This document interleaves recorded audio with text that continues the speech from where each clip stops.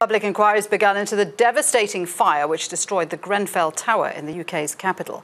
The head of the inquiry has promised to provide answers for the victims, the families of the victims who died. At least 80 people were killed in the fire in West London in June.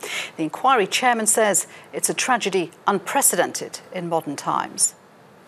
In the first phase, I shall investigate the development of the fire itself, where and how it started, how it spread from its original seat to other parts of the building, and the chain of events that unfolded during the course of the hours before it was finally extinguished.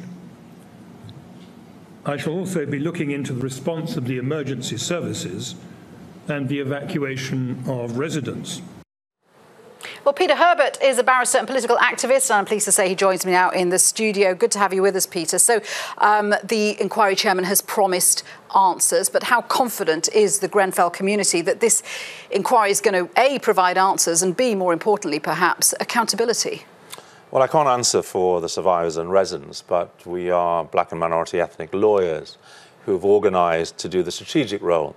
And we've attended since the outset at the community consultation. We looked at the chaotic and shambolic state of that, which tried to engage with community engagement with no real idea of what to do.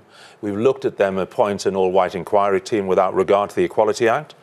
And we've looked to the Home Secretary who hasn't given the undocumented indefinite leave to remain, which undermines the confidence that some people have to come forward. And what we saw today was an inquiry chair who turned his back on the survivors when their representative, Michael Mansfield QC, sought to ask some questions.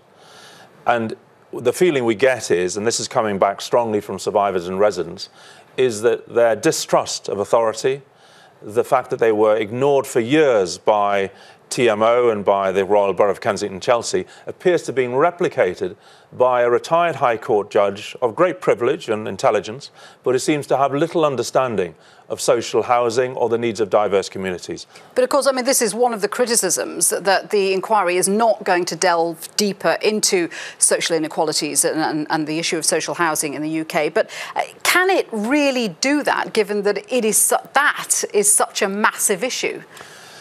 Well, it has said it will, because the issue is relevant, and it is directly relevant. If the community were ignored and they told the local authority about the risks of fire safety, and they did, why were they ignored? How were they ignored? And where does the fault lie?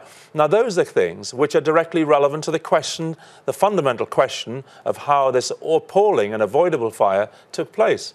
So he must look at that.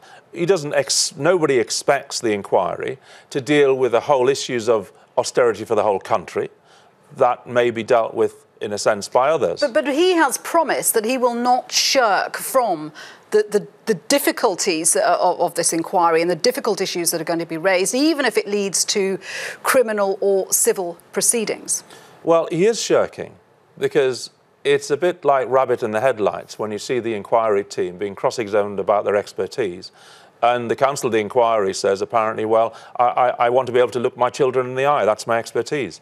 I mean, it really was a mess.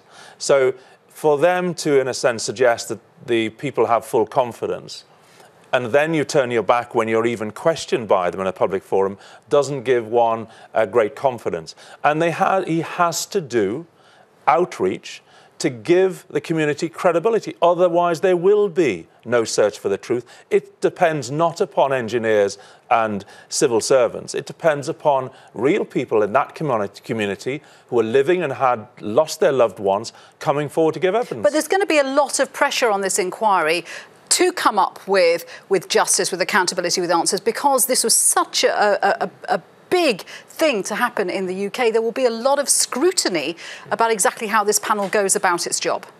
Sadly, the establishment doesn't always respond to scrutiny or pressure.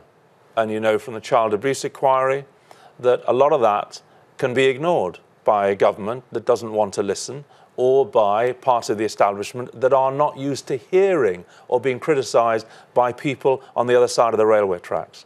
And for our purposes, this white working class and ethnic minority, diverse community were ignored. And therefore, that is a problem they have to deal with for this inquiry to be a success. We want it to work. Peter, good to speak with you. Some interesting points there. Thank you very much indeed for that, you. Peter Herbert there.